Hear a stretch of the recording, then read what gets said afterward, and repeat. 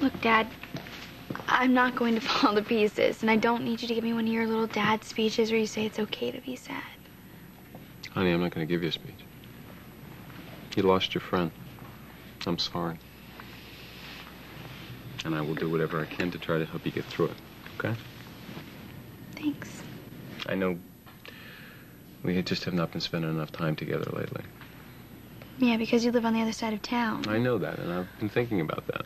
And about everything that you've gone through since you've been back from school. Honey, I hate it that we are not under the same roof anymore. So does that mean you're thinking of changing that? Dad, Grandpa's left your room exactly how you left it. It's a frightening thought. I can't do that, honey. You know that.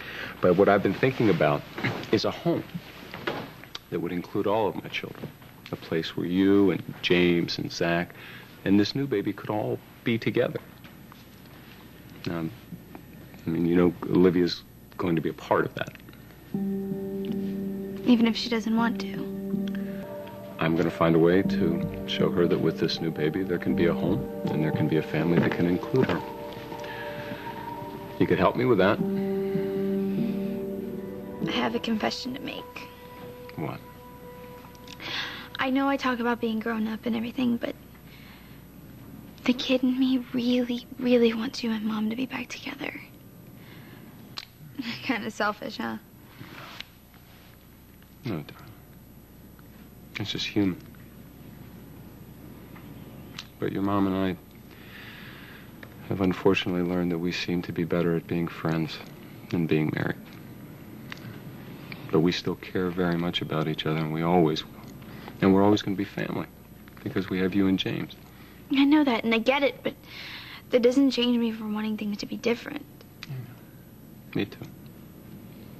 But that's one of the things about being an adult. You learn that you can't always get everything you want.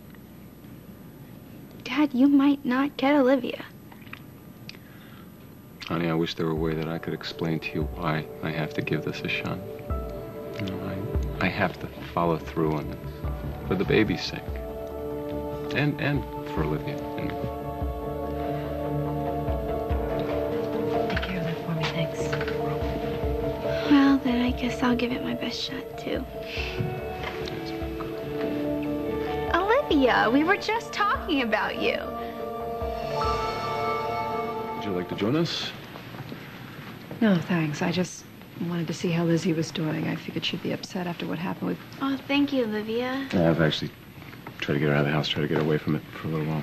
It's got to be kind of difficult to escape. I mean, all your closest friends' lives hanging in the balance when I think of what could have happened to Marina. Oh, God, I had a meeting I forgot about.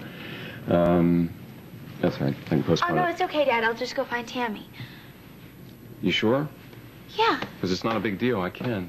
No, it's fine. Okay. Okay.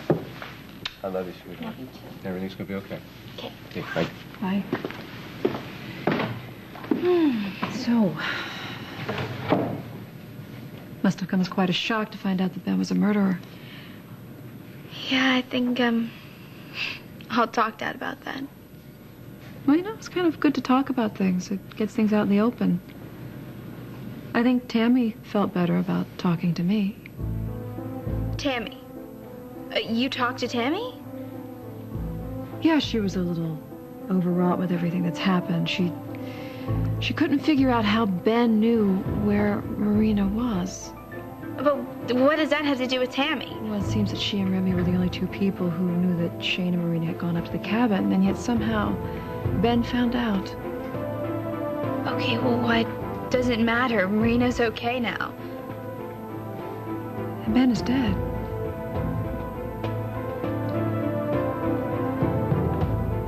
It was you, wasn't it, Lizzie? Oh, that is so lame. What am I doing right now? Well, I'm kind of in the middle of something. Can I call you back in, say, like 10 minutes? Right, thanks. Bye. So, was Tammy right? Did you tell Ben that Marina and Shane were up at the cabin? Oh, of course not. I don't know where Tammy would get something like that. Oh, she knows you. She knows that you like Shane, that you weren't happy that he took off with Marina. So you sent Ben up to that cabin hoping he would ruin their romantic getaway, but you never thought that he would go as far as to hurt Marina. Or maybe you did. You just didn't care. That's right.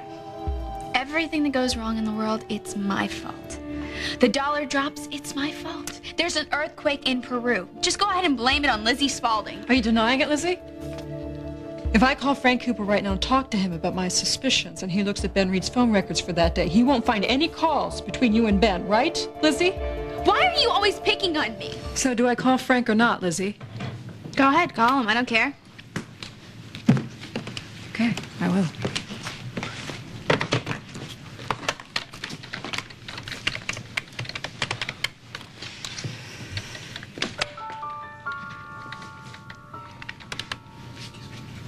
It was you.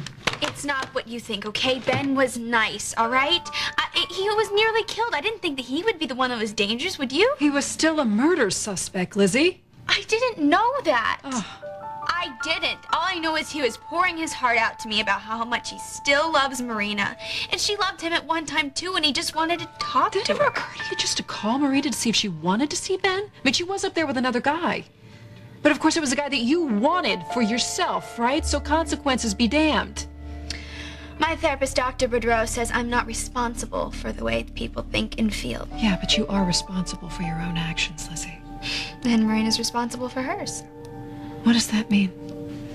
She was a tease. She totally led both of those guys on. One minute she was telling Ben that they were over, they were done. The next minute she was down by his bedside at the hospital, holding his hand and giving him hope. Oh, and then there's poor little Shane. Oh, poor little Shane. I think I get it.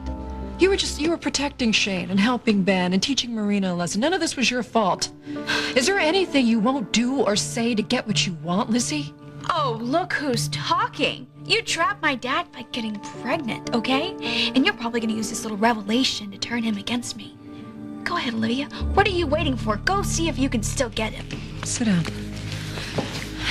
If I wanted to tell your father about any of this, I would have done it already, and we wouldn't be having this conversation. Then why are we? Because I'm concerned about you. Lizzie, you were heading down a really slippery slope. You were making bad choices, and for even worse reasons. Oh, sure. Okay. Like you care. You're going to be my potential stepmommy, and you just want to look good in front of my dad. That's all I know. My relationship with your father is over. I ended it, remember? Yeah, so you could get him to want you more. You're just stringing him along, Olivia. Lizzie, you are so wrong. Listen to me. I'll prove it to you. You do what I ask you to do, and I won't mention a word of this to your father. Do what? You have a good relationship with your therapist, right, Felicia? She helps you? I guess. Okay, I want you to go to her, and I want you to tell her that you sent Ben up to that cabin. Just tell her everything, and listen to what she has to say. Just listen to her, Lizzie. Let her help you. And that's it. That's all you want me to do. Will you do it? Yeah, sure. Lizzie, will you do it? Yes, I will talk with Felicia about this. I have a whole 50 minutes with her, and I never know what to talk about anyways. But I have to go now, okay? I'm due over at the Lewis's. Sure, go.